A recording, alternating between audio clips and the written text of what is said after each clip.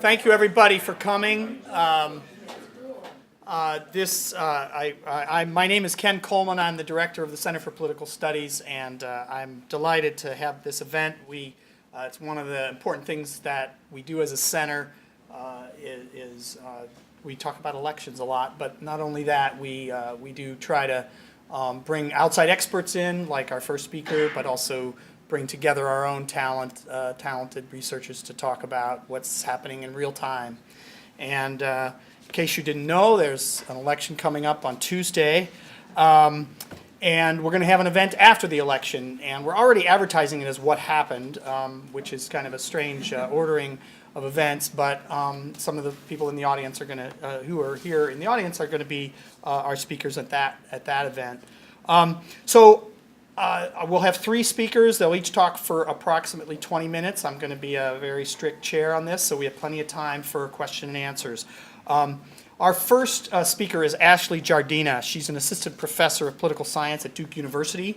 She is a triple Michigan graduate, BA, MA, and PhD. And also, we like to think of you as an ISR graduate. She gets a lot of mail and solicitation to donate to Michigan for that reason. And ISR is just right in that mix as well. But she has a new book coming out that was just covered in The Economist. Next edition of The Economist is going to do a big story on her book, so this is great. Our second speaker is Brendan Nyhan. He's a professor of public policy at the Gerald R. Ford School of Public Policy here at Michigan. He's also a faculty associate here in the Center for Political Studies.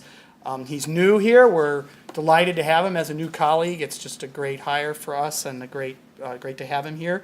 He's also kind of famous, so we think he sort of, makes us all feel a little more famous when we run into him, and just kind of being around him makes us feel famous, so it's great. Our third speaker is Stuart Soroka. He's the Michael W. Traugott Collegiate Professor of Communication Studies here at Michigan. He has appointments in political science as well, and also a faculty associate here in the Center for Political Studies. We'll start with Ashley, and we'll hold, other than minor clarifying questions, we'll hold everything substantive to the end of the talk. So thank you. All right, so good afternoon, everyone. It is delightful to be back in Ann Arbor and to get to see so many people that I love and care about. I'm also so grateful for the Michigan weather, since just in case I forgot what it was like. Okay, so I wanted to start off, I was thinking about how I wanted to start this, and I was thinking about this drive that I make from North Carolina to Virginia to visit friends and family. And when I drive north on US 29, lately I've been seeing this billboard. And this has not been up for very long. It's been up for a couple months. Wake up, Virginia, Trump plus Pence equals jobs, jobs, jobs. Get out and vote in November for Trump and Pence. Obviously, Trump and Pence are not up for re-election. But of course, this midterm election in many ways is about Donald Trump. I should say, I'm going to digress for a minute. It turns out that this billboard is actually, it's about 100 feet from this, which is the largest Confederate flag ever produced, like about 30 by 50 feet. But it is sort of relevant to give you kind of a sense of like where sort of a billboard like this might pop up and kind of who the target audience is. So jobs, jobs, jobs. Well, oftentimes elections are about economic circumstances, and it's not to say that this isn't. They're not always, but a lot of times we think that how the economy is doing, even going into a midterm election, is going to be a reflection of how people are going to vote. And if the economy is doing well, then presumably the president's party is going to do well in the upcoming election. And Trump has recently, on Twitter, his favorite form of communication, talked a bit about the country's economic circumstances. Brendan can tell us whether any of this is true or false. But he's also spent a lot of time focusing on another issue, or another set of issues.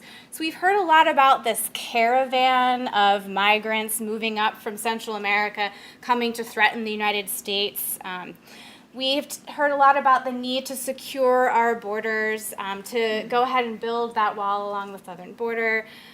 Trump has talked about how he's going to send troops to the southern part of the United States to protect us from the caravan. So he's really focusing on these issues of immigration and on issues of race. And he's not alone. So a lot of GOP candidates running for election have kind of picked up on this narrative, right? So in New York, Antonio Delgado, a Democrat running for Congress, he's a Rhodes Scholar, he's a Harvard Law graduate.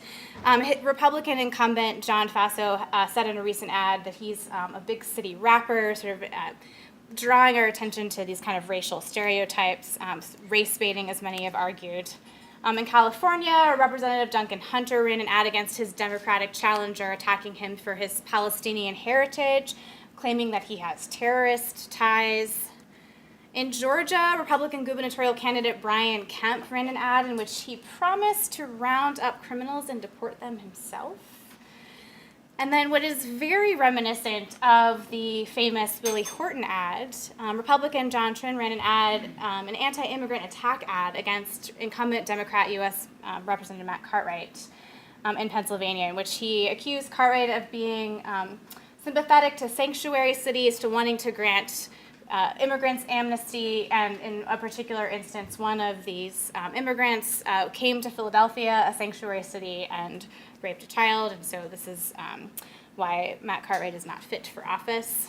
In Arizona, an ad paid for by the National Republican Congressional Committee attacks Representative Ann Kirkpatrick. It shows a white woman locking her windows and her doors, and it accuses Kirkpatrick of being too soft on immigration. And so kind of to bring us back to the national narrative, Trump has been talking about sanctuary cities. So he says, he recently said that a lot of people in California don't want them, that they have been rioting and protesting against sanctuary cities. This is presumably not especially true. He's talked again about deploying active duty troops to Mexico. I think I heard this morning that number is like 15,000 now. That's the plan, not 5,200. So he's been stoking his base with these anti-immigrant sentiments. Immigration is the issue that's now sort of front and center. At a rally for Republican Dean Heller in Nevada a few weeks ago, he claimed that people were doing this rioting. He's talking about Mexico. When he's going and stumping for these candidates, he's repeatedly talking about immigration. The latest, of course, is this issue about ending birthright citizenship and his plans to do this with an executive order. Of course, we have many questions about whether this is legal or not. Obviously, the consensus view is that this would require an amendment to the Constitution, that he can't do this with an executive order. But I think arguably it doesn't matter, right? It doesn't matter whether he can do this or not. He is very much playing to his base of voters and trying to make immigration a salient topic leading into the midterm election. This morning, I had to update my slides because Trump released this ad. I should say, sort of as an aside, this is kind of interesting. The front page of CNN explicitly calls this a racist ad. But in this ad, Trump accuses Democrats of plotting to help people from this caravan that he calls invaders who are going to overrun the nation, and that they're all cop killers. So very explicit, very racialized ad, again, focusing on immigrants and immigration. And what's interesting is that in recent months, in 2018, immigration has topped, or has appeared near the top of one of the most important issues in the United States to registered voters. So, and it's fluctuated, it's waxed and waned a little bit. So you can see in July it was about 22% of people who said that it was the most important issue. So it was near the top, or at the top of July. Kind of dipped back down in August. I couldn't find any public opinion data from September or October, but there's a good chance that it kind of blipped back up. Immigration is not always one of the top or most pressing issues. So if you look at the trends over time, this is from January 2001 all the way through July 2018, you can see it bounces around a lot. So it's an issue that's pretty susceptible to media coverage, to political rhetoric, to politicians talking about it and focusing on it. But you can see that it's definitely peaked recently. And these values that I just showed you in the previous slide indicate that it's near the highest that it's been, even historically. So as an issue, immigration actually is, there are some pretty notable partisan divides when it comes to immigration. So first of all, Republicans are far more likely to indicate that immigration is a top problem than Democrats. Now, these data are from January. So in January, immigration was the top issue for Republicans. You can see it's much further down on the list here for Democrats. But if you look at even more recent data, this is from Pew from September and October. So 75% of registered Republicans think illegal immigration is the biggest problem in the country today, compared to 19% of Democrats. So it's ranked the highest national problem among GOP voters. So we see that there is this big partisan divide. So if we are thinking that Trump is really trying to mobilize his base with this issue, it seems pretty obvious that that's the case.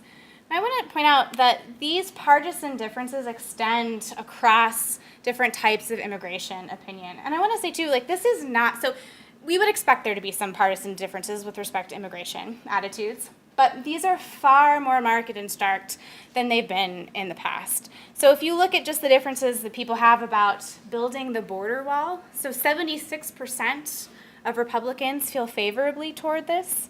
89% of Democrats don't want to build the border wall. They're opposed to it. These are from a poll conducted just a couple weeks ago in October. If we turn, of course, because of course they have to talk about the American National Election Study, if we turn to the ANES and we just look at attitudes about decreasing immigration levels in the U.S., so most Americans they're not big fans of immigration. Most people would prefer to either decrease levels or keep them about the same. So this is just looking at all Americans in the entire ANES sample here. And so you've got about 31%, a third would prefer that we decrease it, a smaller percentage, 20% want it decreased a little bit, and another third want it kept the same. But if we look at these opinions by partisanship, we can again see a really notable divide. So almost 44% of Republicans would prefer that immigration be decreased a lot, whereas 40.79, almost 41% of Democrats prefer that we leave it the same as it is now. And the same is true when it comes to birthright citizenship. So the 2016 ANES asked a question about birthright citizenship. I should note that, like other attitudes that we measure with public opinion, it appears that asking about birthright citizenship is pretty susceptible to question wording effects. And so the ANES asked about the children of unauthorized immigrants. If you use the term illegal, it looks like that tends to generate more of a divide among Americans. So people are generally less supportive of eliminating birthright citizenship when you use unauthorized or don't use the term illegal, and you get bigger splits. So people are about split 50-50 when you use the term illegal. But nevertheless, what we see here is that most people are kind of ambivalent about the issue, and only a small percentage, or not a minority of people, are supportive of changing birthright citizenship. But if we look at this again by party ID, you can see Republicans compared to Democrats are far more supportive of changing the Constitution to eliminate birthright citizenship. So I want to take a moment here and plug a little bit about the stuff that I've been working on and thinking about this, because it's not just a partisan divide here, but some of the rhetoric that you've probably heard and that people have been talking about is that this focus on immigration is really pandering to this white identity politics. That it's really appealing to whites in particular, and as I would argue, to whites who sort of have a particular set of attitudes, who feel some sort of attachment to their racial group. And so these are whites who think that their identity is important to them. They're whites who think that whites should work harder to change laws that are unfair to whites. They're whites who think that that people can't, that their members of their group can't get jobs because employers are hiring minorities instead. It turns out that these same whites are far more supportive of Donald Trump. They were over twice as likely to vote for him in 2016 compared to people who don't hold these attitudes. And it turns out that they are also really big fans of anti-immigration policies. They don't like immigration. They're supportive of a lot of Trump's efforts to curb immigration. They were 4 times more supportive of decreasing levels of immigration than those high on racial solidarity. They're twice as likely to support eliminating birthright citizenship, and they are 8 times as likely to identify immigration as the most important problem facing the United States. So it's clear that Trump is appealing to his base. He's appealing to many white voters who feel this sense of attachment, who kind of feel aggrieved about the changing demographics of the United States. And what I'd say is that this issue of immigration is especially important to this particular subset of white voters, so it's no surprise that Trump is focusing on this as opposed to other issues that he might focus on, or even to other issues regarding race that he might focus on. And so just as we saw in the 2016 presidential election, the midterms are certainly about issues of race and identity, and many Republican candidates are getting on board with this particular political strategy. They're trying to appeal to voters' attitudes about race, about immigration, and they're very much following Trump's lead. And of course, most of the stuff that's coming out of the administration right now is, in fact, most likely an effort to try to mobilize the subset of voters who really are concerned about immigration, who care about this issue, and to get them to turn out and to vote for Republican candidates. And so that's kind of what we're seeing here when it comes to race in particular. So I'll end there.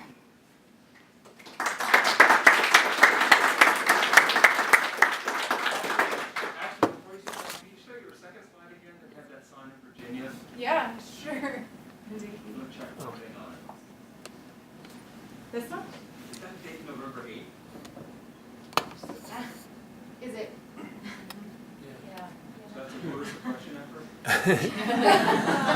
I didn't even notice that, but it's a really good point. Yeah, and that, so, 2016. no, this is presently up on the highway and went up a couple months ago, so. They're Yeah. reusing it from 2016? I'm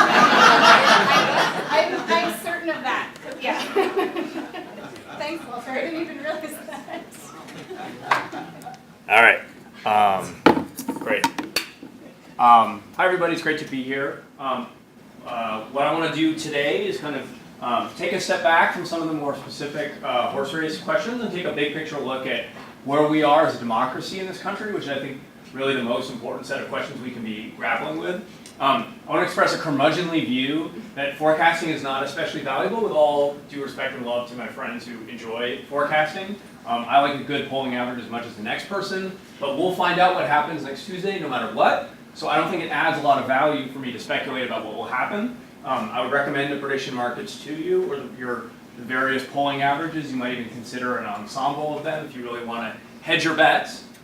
And the thing I would just simply say in terms of the horse race is the number one mistake that people seem to make is being confused about the probabilities that are being expressed, right? And this is the thing that got a lot of people in 2016, right? And there's very nice research showing that when you read on 538, there's an 80% chance of Hillary Clinton winning. People have a hard time understanding what that means and translating that into the kinds of likely outcomes that we might expect to observe.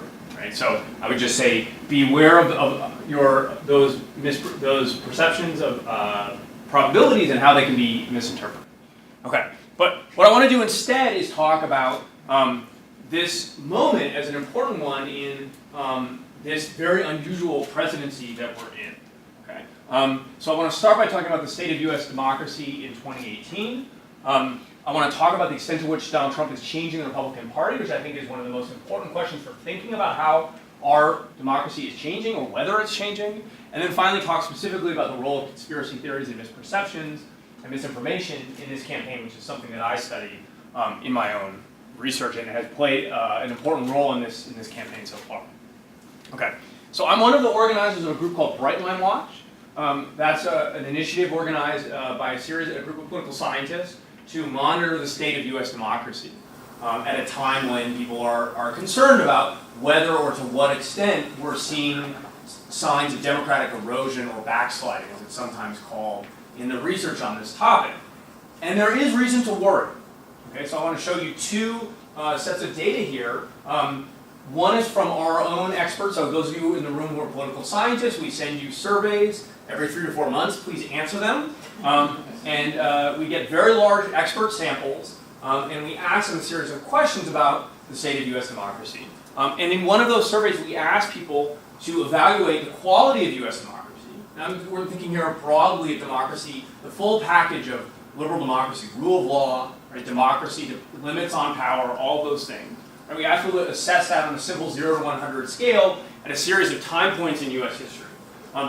We've overlaid that on top of ratings from VDEM, which has the most sophisticated measurement model of expert ratings of the quality of U.S. democracy. And you can see that roughly consistent with what people's understandings tend to be, U.S. democracy, as experts evaluated, has become better, right? It becomes better over the course of the 20th century, particularly during the period of the Civil Rights Movement. And there's a kind of plateau in the 1980 to early 2000s period. And both our experts and the VDEM model show substantial backsliding in the quality of U.S. democracy since 2016. Okay.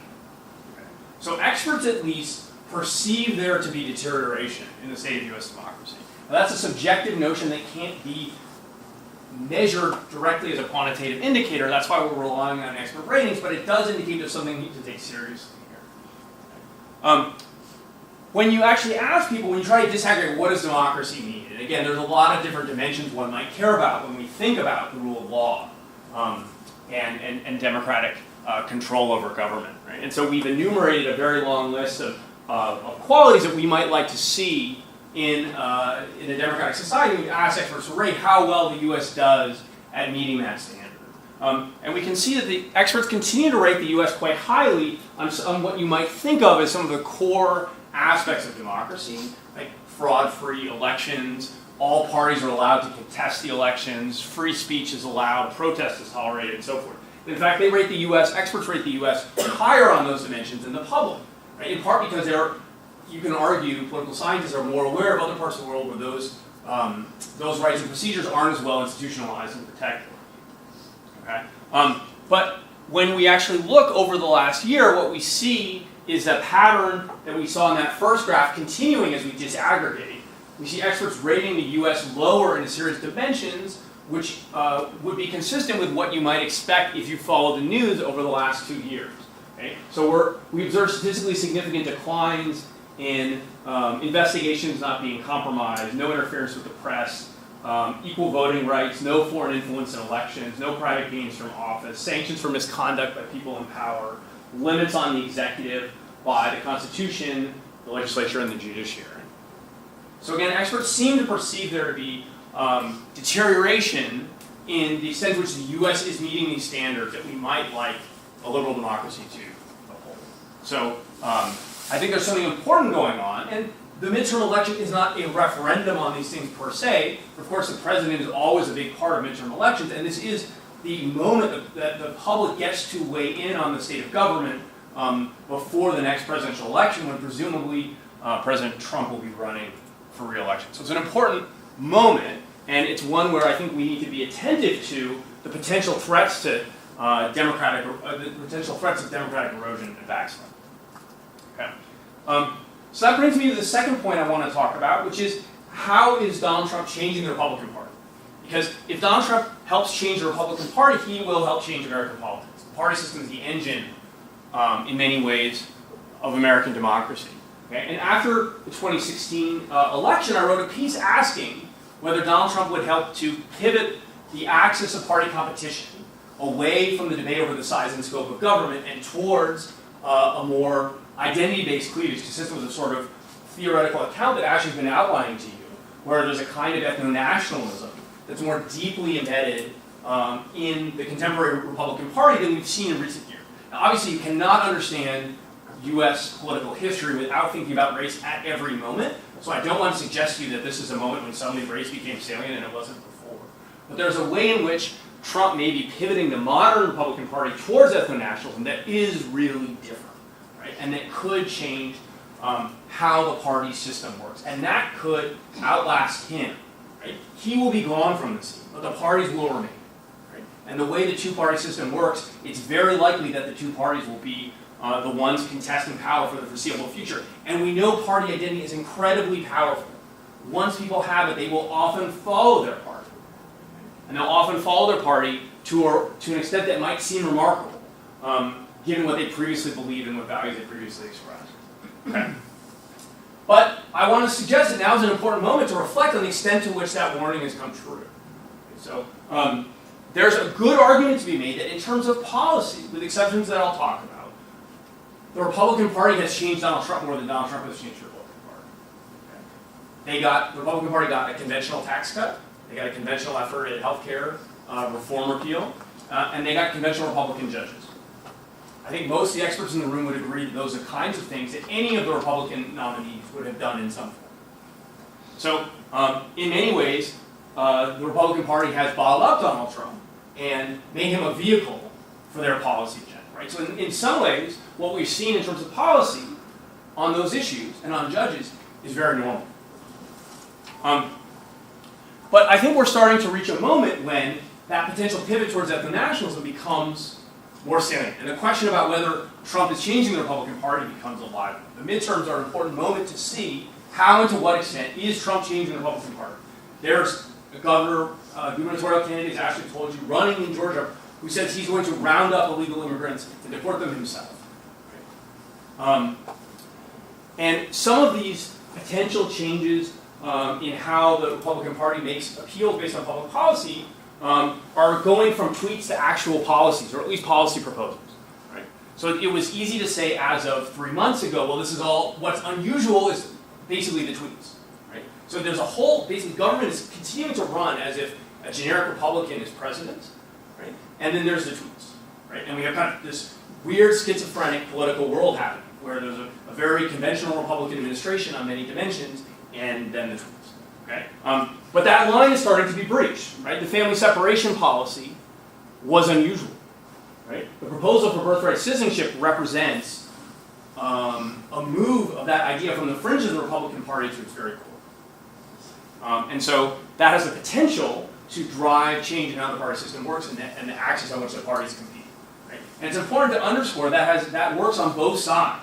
Right? As the Republican Party continues to, if they continue to double down on these sorts of appeals, we expect countervailing pressures on Democrats to also emphasize identity issues, to also take positions that are more reflective of the composition of their coalition. Right? And so there's a kind of a push-pull dynamic that I think is quite important here. Okay?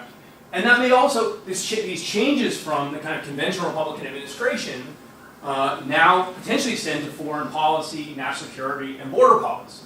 Right? So there's been an argument, again, to this point, that the Republican Party and the Republican Congress have largely throttled the unusual aspects of President Trump.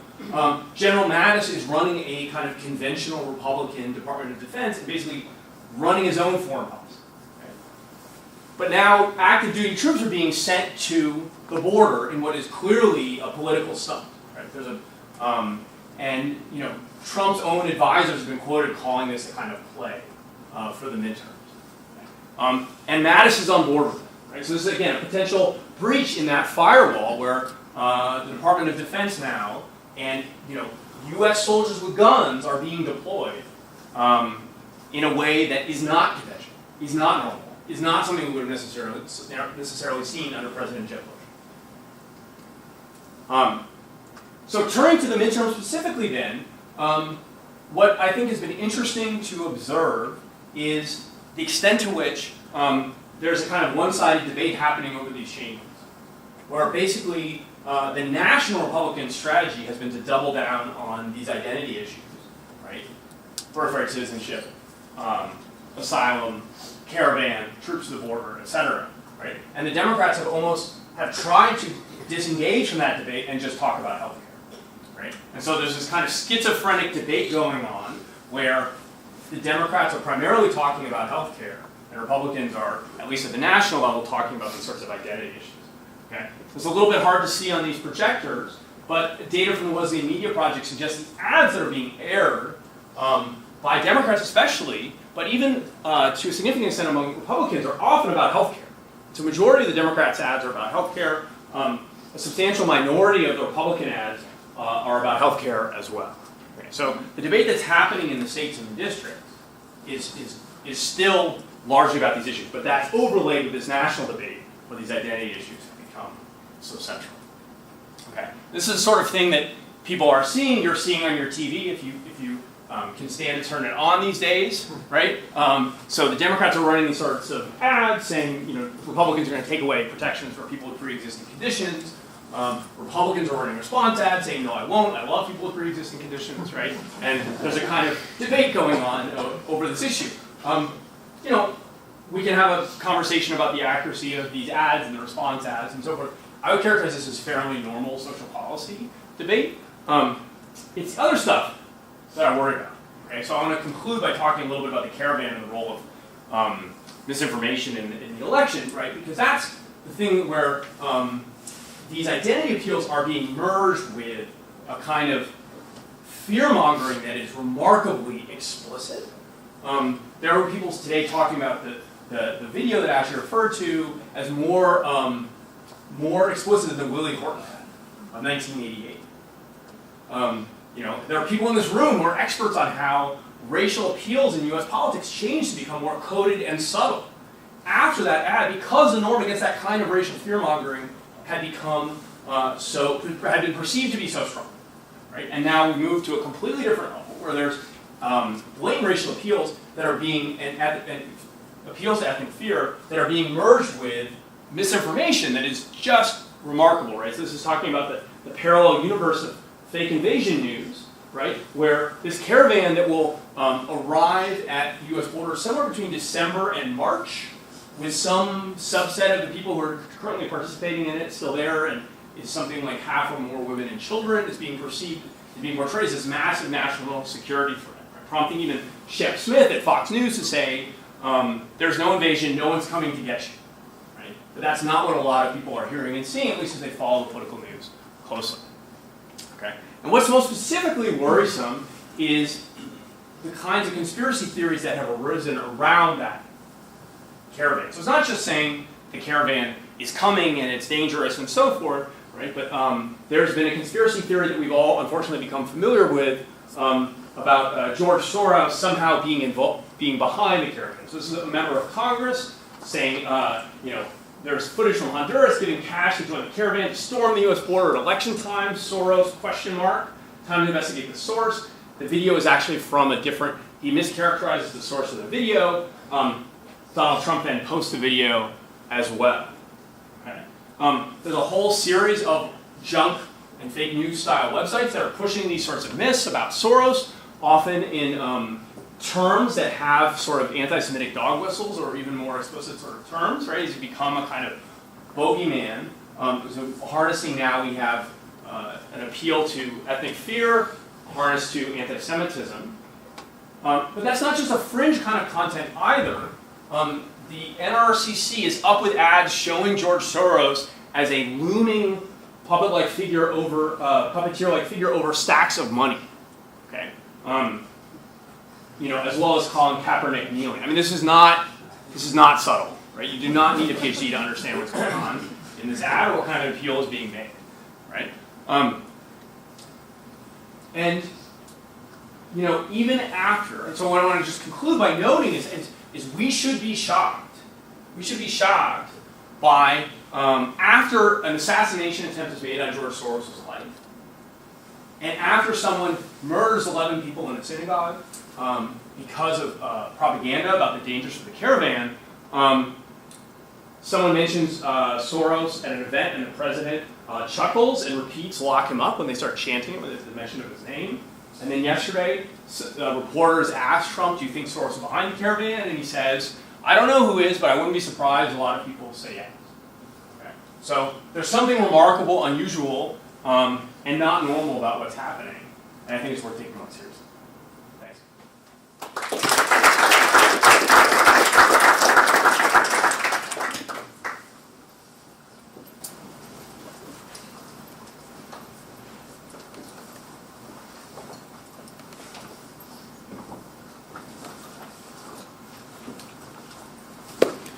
Brendan warned you to not pay too much attention to that 538 poll of polls. I'm starting with the 538 polls. I'm going to start in a totally different place, but I think I'm going to end in basically the same place. Something not normal is happening.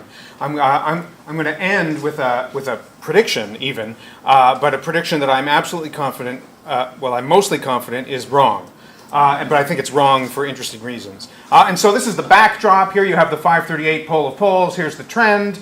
And it starts at the beginning of August in this case, and we're running right up to almost the present day, that I think is to October 31st, and that is the background, literally the background, on which I want to show you some other data I'm going to draw on some open-ended survey responses from SurveyMonkey survey. So they've been asking the kind of standard generic ballot question, which you'll know well. If the election for the U.S. House of Representatives were held today, would you vote from definitely for the Democrat to definitely for the Republican?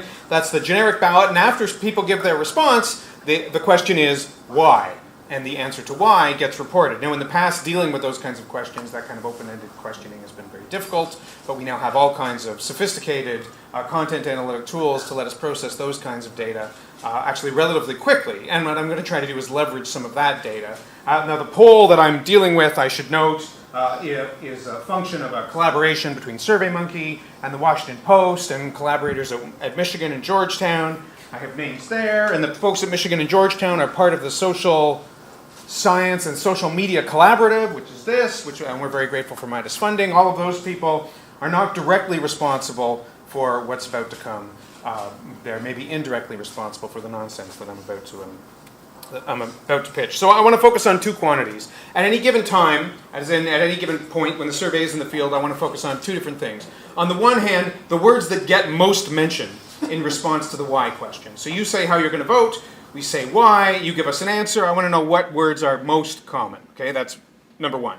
Second, I want to look at the words that are most distinguishing of Republicans and Democrats, because we have who you're voting for, so we can split the sample that way. And then I'm interested not in the words that are most common for everyone, or most common for Democrats and most common for Republicans. We're going to look at all of that. Then I want to look at the words that are most distinguishing, the words that Democrats tend to mention that Republicans do not, and vice versa. And it's a relatively simple formula that I'm happy to talk about if people would want to hear more about that. But those are the two quantities that I'm going to focus on. I'm going to use pre-whitened text, as in it's got text that has a lot of the inconsequential words stripped out of it, and Josh is in the audience, so taking care of a lot of the work in that regard, as well as a lot of the grouping together of words that I'm going to count on in this analysis too. As in Donald Trump, I don't want a Donald and a Trump. We want Donald Trump, so Donald and Trump become Donald Trump. Trump on its own, if it's left, becomes Donald Trump.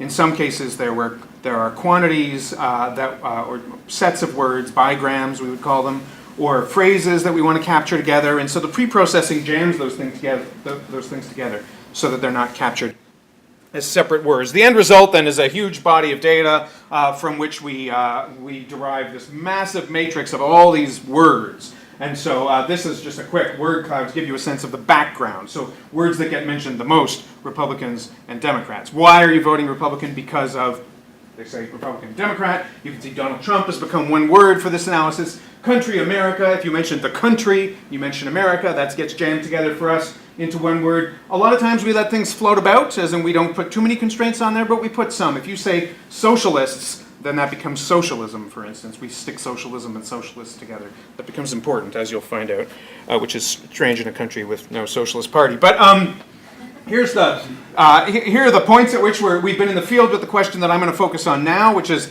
the why that follows the generic House ballot. There's another set of questions, and some of you may have seen Scott Clement's work in the Washington Post based on the same data. We also are asking questions about what you've heard about Trump lately. I'm not going to focus on that. I'm just going to focus on this why question. And if you look at the top words mentioned in this why question over time, this is what you get. People say Republicans, they say Democrats, they say Donald Trump, they say something about the country in America, and then maybe they say values or maybe they say people. These are the top words for both parties over time. You can see they kind of switch up a little bit, but they only switch up a very little bit. That is not the interesting part. This is maybe the beginning of the interesting part. These are the words that Democrats say. These are the words that Republicans say. Democrats say Republicans. Republicans say Democrats. Okay? And that was one of the features of one of Scott's articles, that a lot of what we see here is evidence of a kind of voting against the other party, a kind of mobilization against the other party. So when we say, why are you voting for that Democrat? The answer isn't because the Democrats have something great they're doing, or sometimes that, but more often it's because the Republicans are doing something bad. And so on the Democratic side, Republicans, Donald Trump, then Democrats finds its way in there, then something about country, and then House and people. On the Republican side, Democrats, country, America, sometimes Donald Trump, sometimes Republicans, values, socialism, conservative. There's a little bit more of an ideological bent on here than here, but now I want to make a change. I want to look at the distinguishing words, the words that uniquely identify one party from another. Now there can be some overlap. A word can be a high mentioning word, as in a word that gets mentioned a lot by both, but also distinguishes between two parties based on the math. We're going to see some overlap here. But even though both parties are saying Republicans and Donald Trump, for instance, there's a big gap between the number of times Democrats are saying it and the number of times Republicans are saying it. So what you see here, and vice versa, so what you see here are words like Republicans and Democrats are still turning up, but you start to see other words like need for change. That's a combination of need for change phrases. On the Republican side, you start to see words like socialism, left, and liberal. Increasingly over time, particularly once we get into the post-Labor Day period, we're talking about socialism, left, and liberal as the third through fifth most mentioned phrases on the Republican side. So there is a kind of negative mobilization going on here. That becomes clearer still if I add three more words. On the Democratic side, you start with corrupt, entertainment, environment and power, but that becomes kind of environment and health and change, and that makes sense. And on the Republican side, what you start to see are economic concerns. There's a little bit of tax in there, but values and country. You can start to see words that I think can nicely characterize a kind of negative mobilization on both sides. So that's I think what we can learn from these data. I want to try a slightly different body of data now. And in order to do that, I'm going to switch the background. So here's the background we're currently using, these kind of two trends from SurveyMonkey. What I want to do is just take the difference between this and this. I just want to convert it into a Democratic advantage. Okay, so that's what the Democratic advantage looks like moving over time. Same data, we're just zooming in on the gap between those two lines. It looks like it moves a lot more. And now I want to talk about a different body of data. I want to talk about newspaper content, all newspaper content from 17 major newspapers published from September 1st until the present, right? So if an article has the word election or has the word campaign in it, it's in this database, okay? All of them. And then I get rid of the articles that were about the Swedish election that I have to do right up at the beginning because they're social democrats in Sweden and that creates word problems. So you get rid of the Swedish articles, and then what I'm going to do is I'm going to take every sentence that says Republican or Republicans, that says Democrat or Democrats, and a Republican can say GOP too, and I'm going to make a database of all those sentences. Okay, so we start out with about 20,000 articles in this midterm. I'm going to use it for every midterm going back to 2002. But for each midterm, we have about 20,000 articles, and if we then take the number of the sentences that mention Democrats or Republicans, we have, depending on the midterm, somewhere between 35 and 70,000 individual sentences. And those are the sentences that do not mention polls, because the next thing I do is I go into those sentences and say, if the sentence says poll or polling or has the name of any major pollster, I'm going to drop the sentence. It doesn't do a great job at removing stuff that's affected by polls, but it gets rid of the stuff that's most obviously affected by polls, because I'm trying to characterize the nature of the campaign independent of polling commentary. And so that's what's going on there. Then what we do is we go into those sentences, that database of somewhere between 35 and 70,000 sentences, and we count up all the positive words and all the negative words using a sentiment dictionary that has about 3,000 positive words and 3,000 negative words. And then we're going to create a sentiment score for every sentence. So a sentence is the proportion of positive words minus the proportion of negative words. That's the score we're going to use, the kind of net sentiment score. A positive value would mean the sentence is positive. I know the sentence is about the Republicans and the sentence is positive, for instance. Or the sentence is about the Republicans and the sentence is negative. If it's a negative score, then we're going to have a negative value there. And then I'm going to take all those sentences and look at shifts over time based on every sentence about one party versus the other party. And it's going to be one party versus the other party because I'm going to take all those sentences, I'm going to get the average for Democrats over a given time period, in this case a day, the average for Republicans, and then I'm going to calculate the difference between them.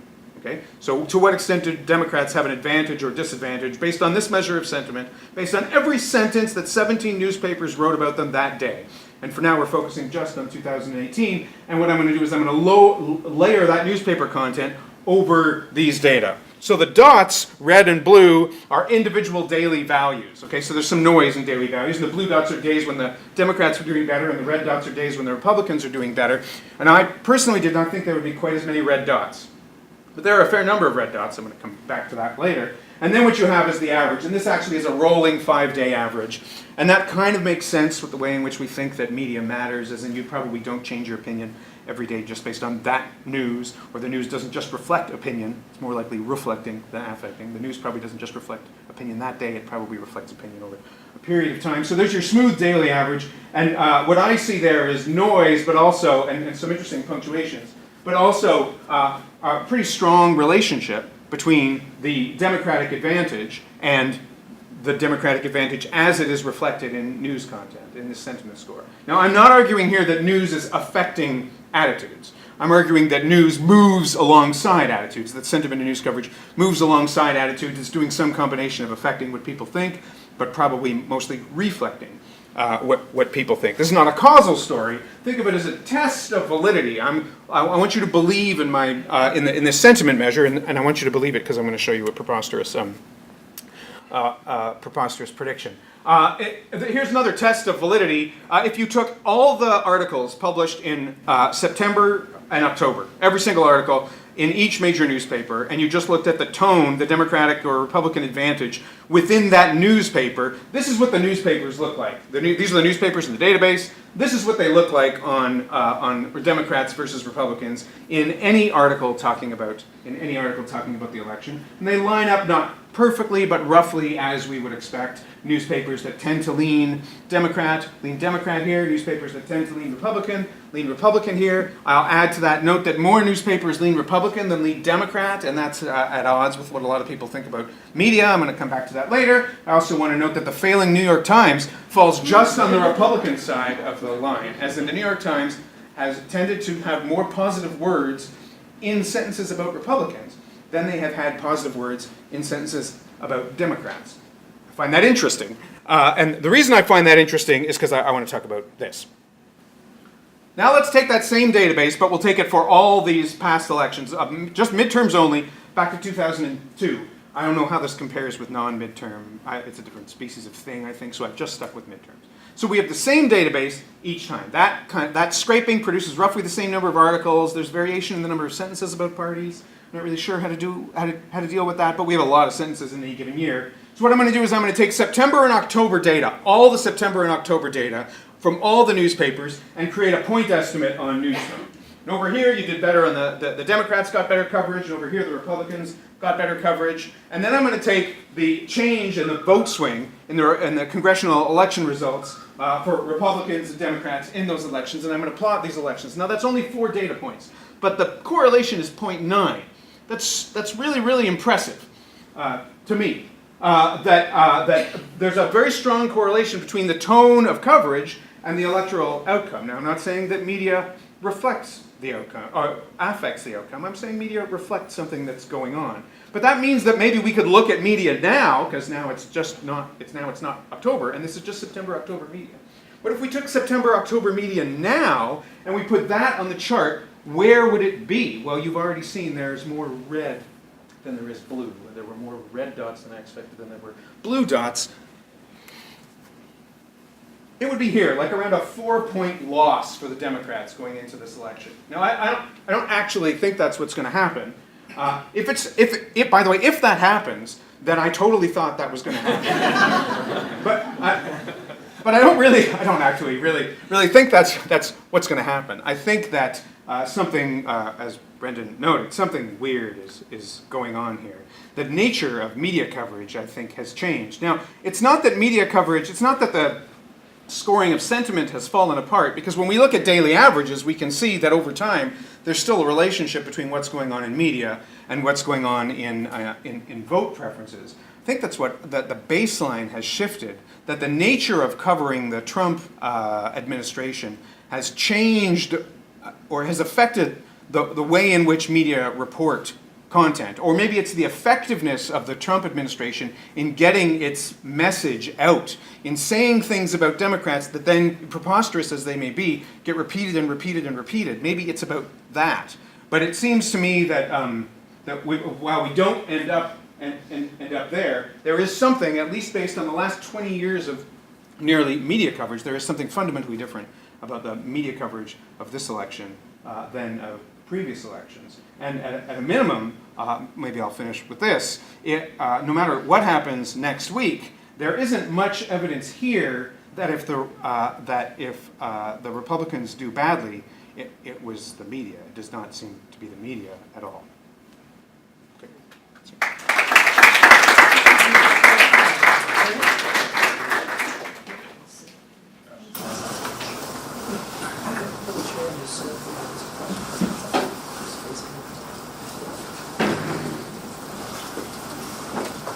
Okay, I think it's just kind of freewheeling at this point. If people want to ask, raise their hand and ask a question, I'll call on you. Yeah, just bring that. That was very interesting and disheartening, so thank you, I think. I wanted to ask a question that none of you actually directly addressed, which speaks to economic conditions, like the standard model, both for midterm elections and presidential elections, that support the chief executive, including the president of the United States, depends heavily on fluctuations in economic conditions. And my impression, but it's only an impression, and I'm hoping you can speak directly to this, is that Trump somehow is disconnected from fluctuations in economic conditions. I don't know whether that's true or not. But if it's true, then it's maybe in line with something Stuart was saying towards the end about the way in which media coverage of the Trump administration has changed in response to this traveling melodramatic circus we've been able to. So, yeah, no, it's an important point. I thought about mentioning it, Don, and I'm glad you brought it up. If you're thinking about what's normal and not normal, one of the other things that's normal is Trump's underperforming in terms of approval, where we'd expect him to be, given the state of the economy, by somewhere around 15 percentage points, given the exact model you use. So even though people are frustrated who oppose Trump by saying, why aren't more people abandoning him? Given the state of the economy, he's performing quite terribly. And that may be scrambling how midterms work from what we would normally see, which is a relatively popular president with a good economy. We would expect the president to typically lose seats in a midterm, but that good economy would be buffering that to some extent. It doesn't seem to be here. And yeah, I think we need to think about how making everything a referendum on him in some way is changing the way our understanding of how politics works. Right? I mean, if he runs for re-election in a good economy, but it's all about him and/or identity issues, to what extent does that good economy come through? Right? You can imagine a version of the 2000 campaign, for instance, where Al Gore didn't really capture the benefits of the Clinton economy. This might be something similar. I wonder if our impression of whether the economy is good or bad is less accurate than it used to be. When I saw the economy come up as a word that Republicans were saying, I was and still am not sure, though it is, I can find out. I wasn't sure if that because they were saying negative things about the economy, like we need Republicans in office because the economy is not going well, or whether they're saying we need to keep Republicans in office because the economy is going well. I have no sense for that. It seems to me entirely possible that media coverage of the economy deviates more from the actual state of the economy now than it did in the past, because of all the confusing messaging that's going on. Although it could just be overwhelmed, don't you think? Could be, yeah. Yeah, I think that I haven't been keeping track of the relationship between how the economy is doing and how Trump says the economy is doing. I mean, that's the other thing, right? We're in this environment where Trump is just saying things that are false constantly, every single day. So, and he has been talking about the economy. So I guess sort of to what extent are people getting their information from what Trump is saying, or the media reiterating what Trump is saying, and then using that as a gauge for economic circumstances? It's something that we should think about. One of the stories we haven't talked about, right, is if there were a bundle of economic indicators that tended to move together and wage growth has not improved nearly as much as other indicators, and so one story of why the economy hasn't benefited Trump as much is simply that until maybe just in the last set of reports, it hasn't translated into wage growth.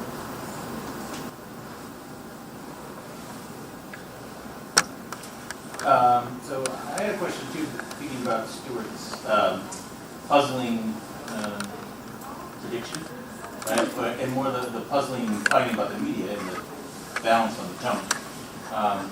And just wondered about the sentiment analysis but also maybe about a way could it be shifted based on the other data you presented about the why question. And if this is about for a lot of people, what they're voting against, which is not unusual in the history of things, but maybe the extent of it is particularly extreme at this point. Could it be that what a lot of those sentences are about in the media is different than what they would have been about, at least in degree, in the past? That is, we might think if we had a sentence that had the word Democrats in it that had negative sentiment, we could have in our mind things about lots of people are upset with the Democrats, that would, or Democrats are feeling really gloomy about their chances this year, or there's Democrats are mired in scandal, right? But it could be Democrats are really concerned about the lousy state of this country and all the bad things that are happening under Donald Trump. And then there's a lot of negativity there, but it's not about the fortunes of the Democrats. The Democrats are the source of the negativity, complaining, and whereas Republicans are touting the many achievements of the Trump, are pointing to their economic successes and so forth. And if there's been a shift on that, or for somebody that was not the case as much in the past, if that could be a source of, I don't know because I haven't worked with the big data sentiment kind of analyses, whether you think that's plausible or. No, it's possible. I should take a crack at that. The difficulty is that if that were true, let's call it like the regular sentiment that I'm used to capturing, would. So it's possible that there is on the one hand the regular sentiment that I'm used to capturing, and that's varying over time in meaningful ways, and then there is a kind of basically static level of that other stuff that's pulling everything down. The puzzling part for me is that the over time daily trend matches in the way in which we've seen it match in lots of previous elections. And so that suggests that sentiment is kind of what it normally is. On the other hand, there is this completely bizarre result when I pull the months together and compare their elections. But you're right, if there was like a baseline level of people are really aggravated about the Democrats, for instance, I could pull things down.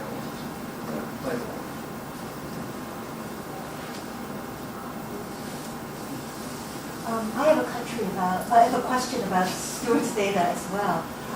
So there's one of the things that you showed before, when you were just doing the greatest number of mentions, right, is that country and values were showing up for both Democrats and Republicans. But then when you move to the next stage and look for things that differentiate the two, country and values dropped out for Democrats. And I think that's sort of an interest, I mean, I don't know what that means, so part of the question that empirically I'm asking you what it means, but I also, it sort of strikes me that it might be connected to something that Ashley and Brendan were talking about, right?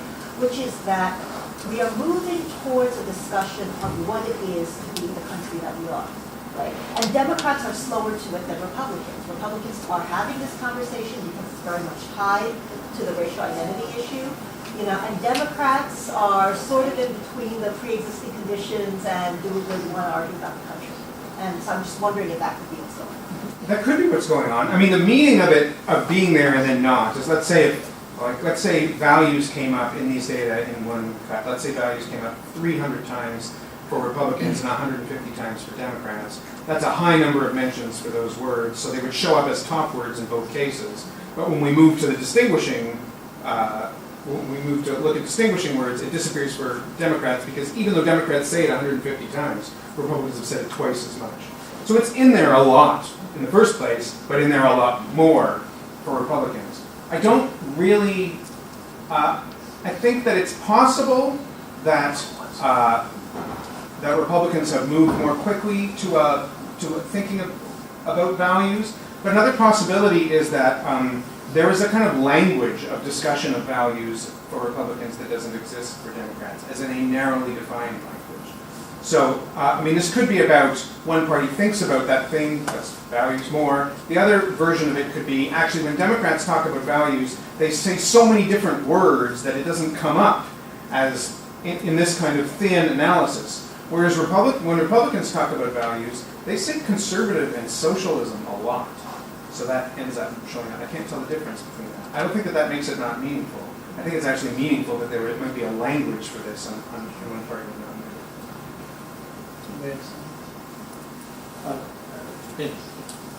Yes, this has been really informative. I guess I had maybe two questions, or at least one. And you might have responded to the first question already, Stuart. It's kind of directed to you, but the second one to the whole panel. It's about, I think I noticed that Republicans are much more likely to talk about liberals and then to shade into socialism, but the Democrats don't talk a lot about conservatism.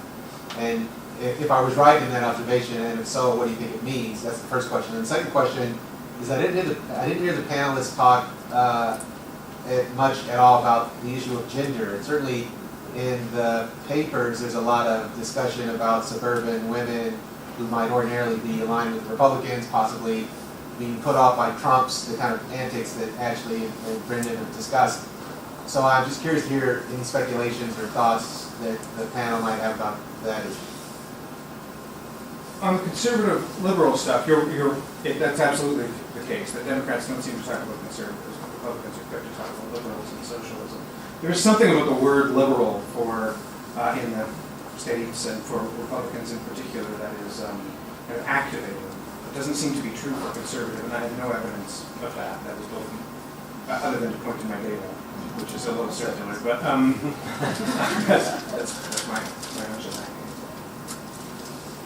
Yeah, I mean, with respect to gender, I think that one thing that is unique about 2016 is that we saw this big break with respect to women in education. So women who didn't have a college degree moved more toward the Republican candidate than they had in previous elections, and women with a college degree. And so and part of the story about 2016 is a story about turnout, and people without college degrees are turning out at higher rates than they had in the past. But I think the question is that going to happen in the midterms? And so I don't know, but I think some of the early voting and sort of the results from that suggest that quite possibly you're going to have more educated women turning out to vote in part in response to sort of a backlash to Trump. So maybe that's what we'll see.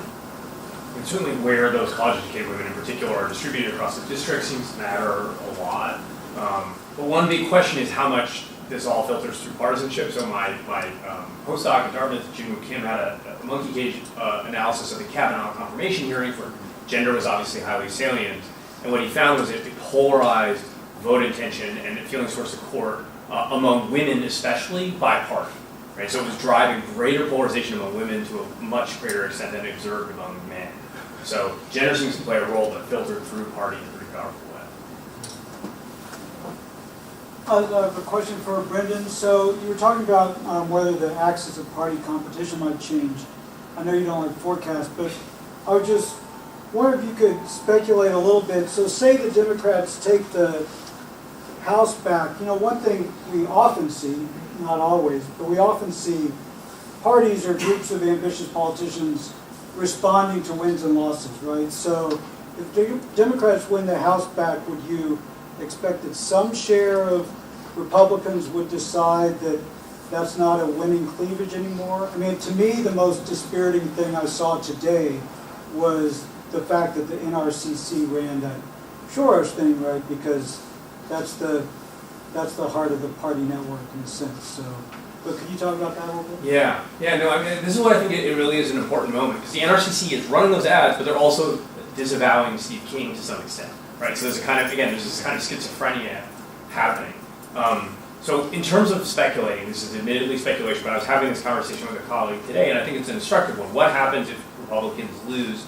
Does that shift the relative balance of power between various party factions in a way that strengthens or weakens the more Trump-aligned factions? Right? I think that's a big question we might think about given the likelihood Democrats take the House. And there's two stories you can tell. I don't think it's a simple question, right? The story one is you lost. That indicates this appeal is less effective than we thought, and so we're going to move away from it, right? Another story is a bunch of the moderates who are helping to hold the line are actually the ones who are cleaned out in a wave election. So the remaining factional balance has actually shifted in a more pro-Trump or identity-oriented direction, right? And so how do we net that out? Those who are serving, that's right. But then I'm thinking of those who want to challenge in 2020. Yeah, no, I mean, and that's right. And I don't know. We know parties tend to moderate if they lose multiple presidential elections in terms of who they nominate, but 2 years in is pretty quick. Right? So, think of Obama in 2010, right? It's not like the Democrats said, forget the Affordable Care Act, like we're done with this, right? Not to the contrary, they said in 2012 we'll do better, right? And, it's unclear to what extent they moderated as a result of that shock. So a couple of related questions on the media. One maybe on Stuart's data. I wonder if, I don't know if that makes sense. Is there higher variation both between media outlets and within them? Because there's more polarization going on. Maybe we're in this point because there's just really, really pro-Democrat, really, really pro-Republican pieces, maybe within the same outlets and between them. But that leads to a bigger question. Another bogeyman that it seems that's being invoked right now is the media, right? It's the immigrants and the fake news.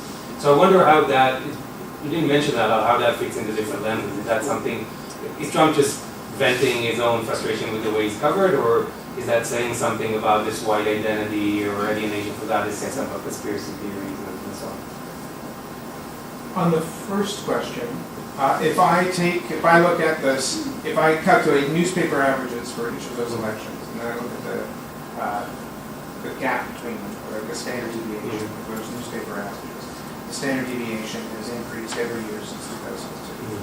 Steadily. Incrementally, but steadily. There's no trend. So it is the case that the newspapers are spreading apart.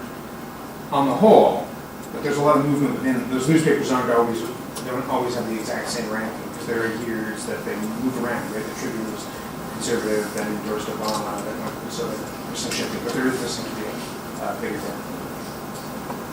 But I think one thing that's interesting is that we might expect that all the people who are really high in white identity are also just uniformly all watching Fox News, and that's not true. So there's more variation there, which makes it just kind of hard to kind of untangle and to predict what's going on.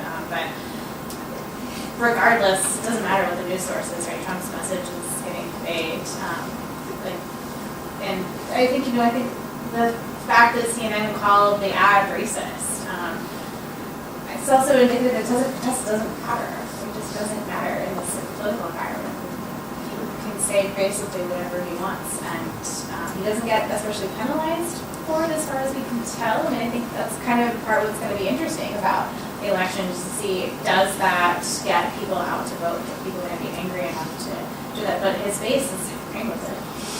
I mean, let me just pick up on that point. I think one thing that's important about right now is what media people are consuming, and we might contextualize that a little bit more. Like in my research and other behavioral, when people have behavioral measures, what information people are being exposed to, it's often surprising how few people are in really significant echo chambers. So the idea that everyone is out there just mainlining Trump tweets and Fox News is not true, right? But the kinds of folks who do are differentially politically active and differentially likely to turn out in a low turnout midterm, right, or to participate in other ways, to volunteer and give money and so forth, right? And that's how these things can both simultaneously be true that Ashley alluded to, right? That immigration can be a high priority for Republican voters and something that it's smart for Trump to campaign on, even as the public actually has become more pro-immigration under his administration, right? So, but the intensity is all still in his base, and in terms of the mobilization aspects, it still seems to be a smart player, at least so it appears. Hey, this is, I guess, primarily a question for Ashley. I'm wondering if you could speak to this, white identity issue. Is white identity in your view, and based on what you found, is white identity becoming a more meaningful concept for people, for those who identify with their whiteness per se? Or is this something that's really just a story about increased out-group hostility, and the hostility becoming the meaningful thing as opposed to the identity itself? Yeah, that's a great question. Levels of white identity haven't really been changing, but what's clear is that people are increasingly using it as a filter to think about the political world. And of course, that's especially true in 2016, moving into the present, when we're just talking about it all the time. But it's pretty distinct from out-group attitudes. It's not to say that people who are high in white identity, some of them also are racially prejudiced, but there's a lot of people who are low on racial prejudice and high in white identity, and a lot of people who are high on racial prejudice and low on white identity. So they're not the same thing. It very much is just an attitude about people who are worried about their group and its status. And so it has different consequences. It has a different underlying psychological set of processes. Can I just add, to piggyback on that question, Ashley, And one thing that's really been striking to me about the Steve King condemnation is that he said so many things that are so disgusting over the years. But what people are seeming to sort of like, what seems to have broken the, to have led to the condemnation is the fact that he's endorsing white nationalists in other places, in other countries. And that just seems really weird to me, right? And it's weird to me because in some way, I mean, it's the other moment, which may be completely strange, but the other moment that I really felt like I saw this is, Donald Trump, he can say all sorts of things about the election. When does both the conservative and the liberal media start to attack him? It's when he stands with Putin and says, nice things about the Russians, right? So I'm wondering, is there some dimension of this where it's easier, it's easy to see, the sentiment when it's not in the U.S., or there's something about being in the U.S. where we feel like all of these attitudes and beliefs are acceptable as long as they're about people here, but once they're about people somewhere else, then maybe they're not? That's a good question. I don't really know if it's about the U.S. versus not. I mean, I think one thing that's true is that people are not super tolerant of the association with white supremacists. I think that's partly where the line is. It's okay to be racist. It's not okay to be a white supremacist. But I joke, but I think that has more to do with the fact that people don't know that what is racist and what not is ambiguous, except if you're like actually marching with tiki torches and a bona fide member of the KKK, like people know that is racism and that's not okay. So I think maybe that in part explains the sort of the Steve King backlash and that kind of thing. But that's a really interesting observation about Putin in particular. So I'm curious what you all think, because I'm not sure. Yeah, so it was, right, so these moments when there's something that no one's willing to defend, I guess is what's striking, right? So the media routines are to set up both sides, right? And then kind of replicate this, well, there's a debate about how appropriate this is sort of framework, right? But those were two cases where there was no second side being represented in that debate, and we know from political communication research that that's super powerful. But it's striking how rare it is, right? And just like the calling the ad racist, right, is unusual, right? It doesn't say, racial, some say racially charged or whatever, right? So, where those lines are drawn is probably important. At the same time, I think people have this idea that the media can just do that stuff and it's all powerful, and clearly it's not.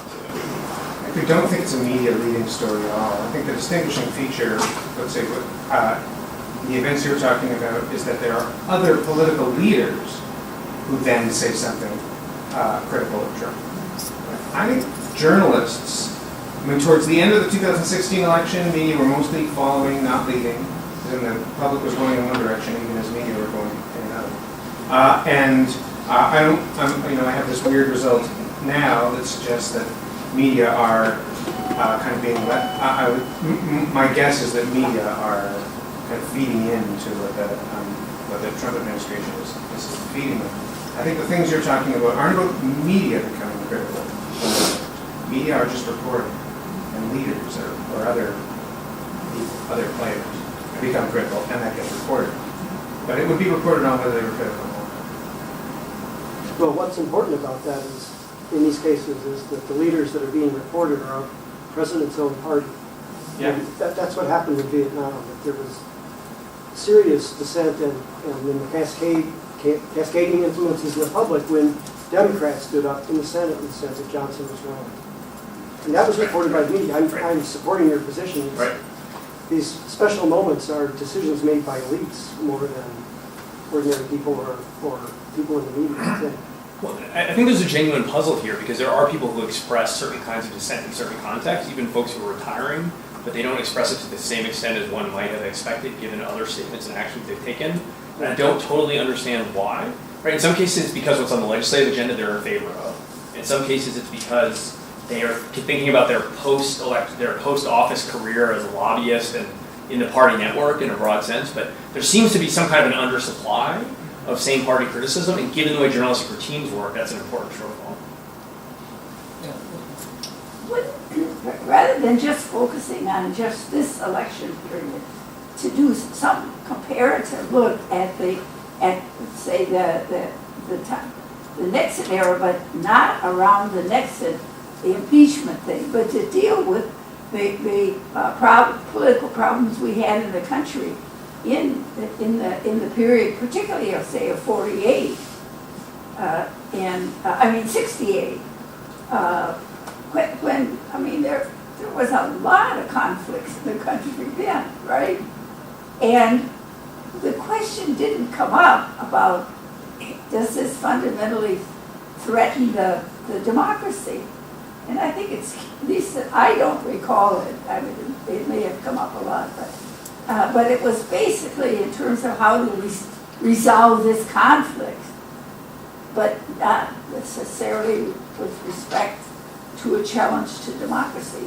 But now the challenge to democracy comes up, and so why the difference?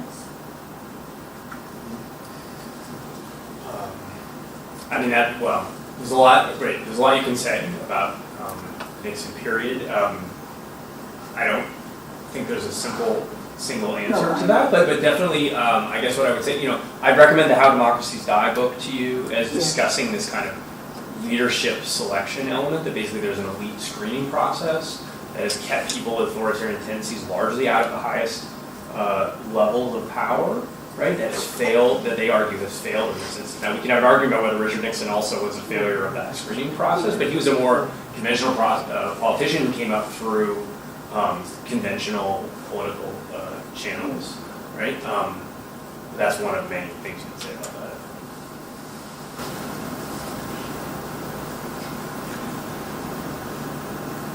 Yes.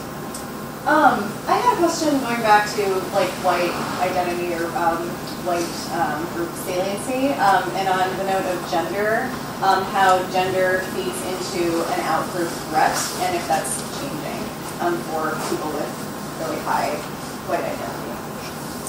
So it turns out that despite the kind of popular narrative that it's white Christian men who are most threatened, that it's about an even split between men and women who are likely to adopt a racial identity, but if anything, women are slightly more likely to identify with their racial group. And I'm hoping that somebody else comes along and decides to kind of figure out why, but my cut into it is that it's just like kind of pro-social behavior. Women are more likely to adopt group identity generally, and also it's a high status identity, so as a group that otherwise also has a lower status identity, it's kind of like a way for them to boost their status. But it's pretty clear that this is not just a gender phenomenon, actually, that men and women look pretty similar when it comes to the effects of white identity and the political consequences.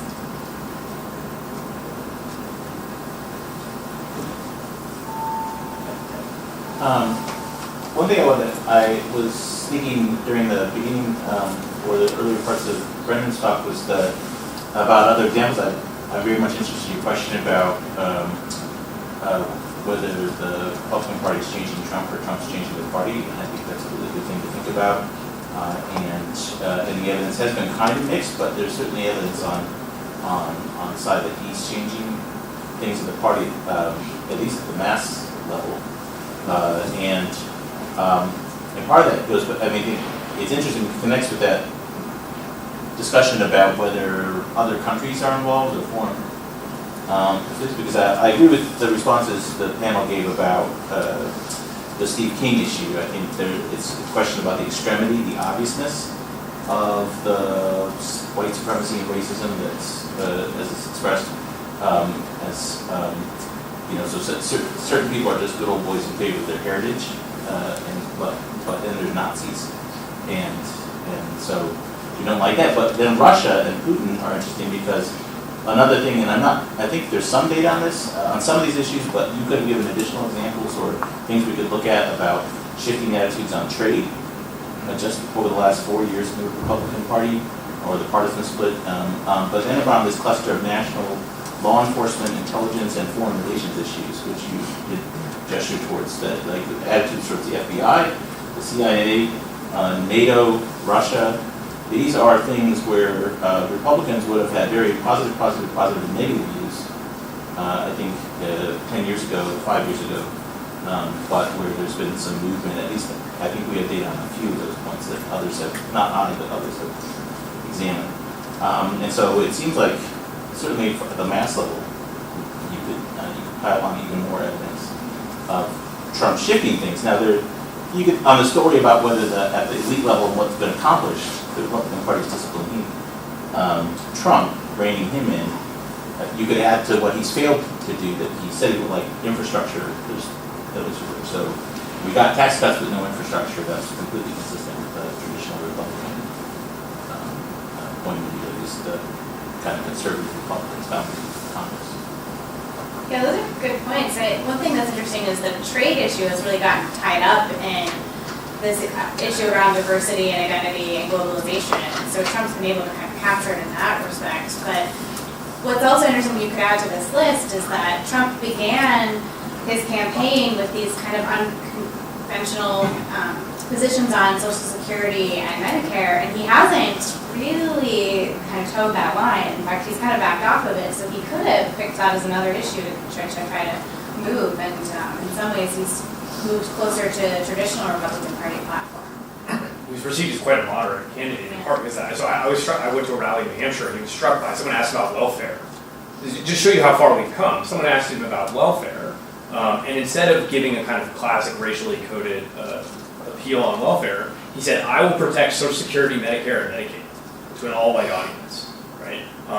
So it was quite an unusual way to answer a question about welfare, and now Larry Kudlow is talking about cutting entitlements in the next 2 years. But I think the last point that Ted's emphasizing is really important, depending on how lasting these changes are, right? Which is an open question. Some of this stuff may ebb if it's not getting the same push from the leads. But there's a story where there's been a bottling up for 2 years, but the staff who were instrumental to that will leave. The legislators who were some of the kind of choke points are starting to shift out of the party, right, as they have opportunities to or face tough re-elections in primaries, right?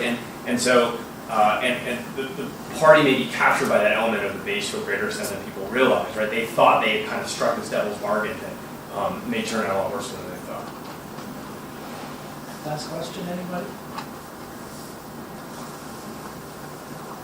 Well, I can just keep asking. Greater again? So I think another fascinating thing, though, then on what's changing and what's not comes from Ashley's talk, and that's immigration and criminal. So a couple things I noted, like that the patterns that she showed about the partisan divide in immigration may resonate with what a lot of people already felt they knew in the audience about the current state of things. But that pattern is not very old. It was, I think there's evidence it was emerging before Trump came along.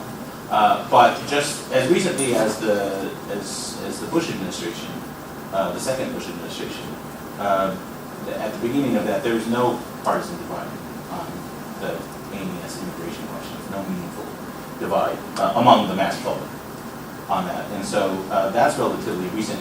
The other thing that I'm now curious about, because of the evidence you talked about, Ashley, was about the ANS question about birthright citizenship, about the unauthorized versus illegal, that there's evidence out there now that you're saying that that produces different consequences on that question.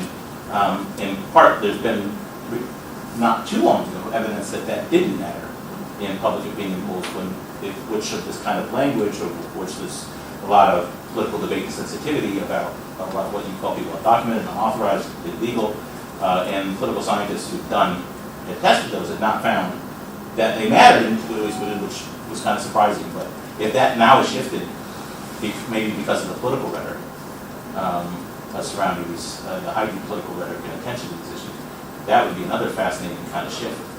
But I don't know if it's I haven't seen the work, so I'm just curious about it. Yeah, that's a good question, and I think it's kind of to be determined. So I think the stuff Vince and I were talking about this earlier is the stuff that Jennifer Roll and other people have done, looking at the difference, and they find no effect. And I don't know when they conducted that study or what year those data are from, but I mean, maybe you know. But it's within a decade, but it's more than 5 years ago. And so the speculation about illegal versus undocumented mattering or not is from a series of polling questions that came out of 2015. The problem is that it's not an experiment, and so it's just looking at a bunch of different polling firms who have asked the questions in different ways with different samples, and the question wording, there's no instance where it's an identical question, but one firm used illegal and one firm used undocumented.